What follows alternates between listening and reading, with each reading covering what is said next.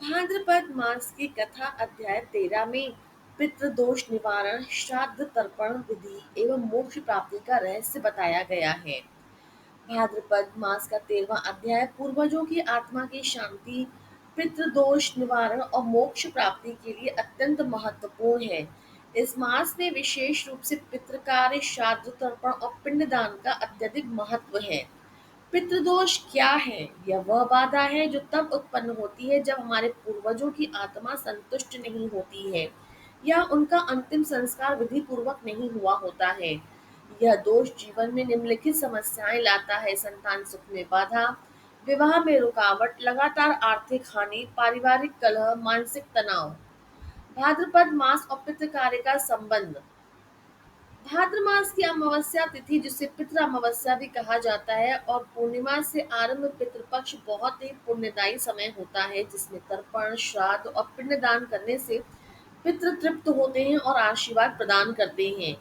श्राद्ध करने की सही विधि के अनुसार प्रातःकाल स्नान करके स्वच्छ वस्त्र धारण करें, पूर्वजों की तस्वीर या प्रतीक स्वरूप कुश के पुतले रखें, दक्षिण दिशा की ओर मुख करके श्राद्ध करें, तिल, जल, दूध, मधु और पुष्प से तर्पण करें। ब्राह्मण भोज, गाय, कुत्ते, कौवे को भोजन कराना अनिवार्य है और ओम पितृभ्यः स्वधा नमः मंत्र का जाप करें। श्राद्ध की विशेष सामग्री के लिए कुशा, तिल, पुष्प, जल, दूध, पंचामृत, पिंड, चावल का काले तिल अनिवार्य है। तर्पण विधि के लिए पितरों को जल अर्पण करें, जिसके स्वरूप हाथ में जल, काले तिल और चावल लेकर के 3 बार ओम पितृभ्यः स्वधा नमः कहते हुए दक्षिण दिशा की ओर जल अर्पण करें। यह कार्य अमावस्या, पितृपक्ष, पूर्णिमा या अपने पितरों की तिथि पर करें।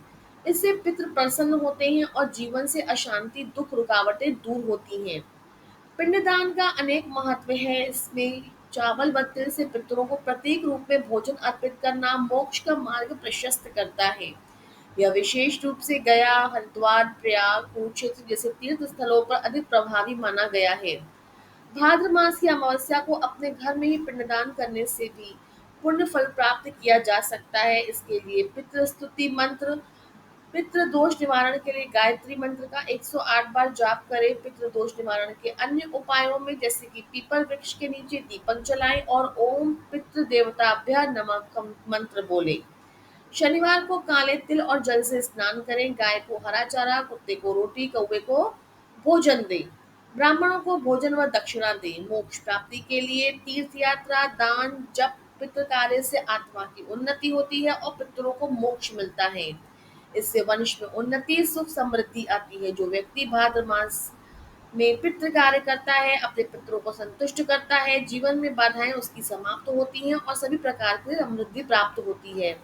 ऐसे व्यक्ति को पितरों का आशीर्वाद प्राप्त होता है और संतान सुख, धन सुख, शांति, मोक्ष जैसा फलदायक प्राप्त होता है।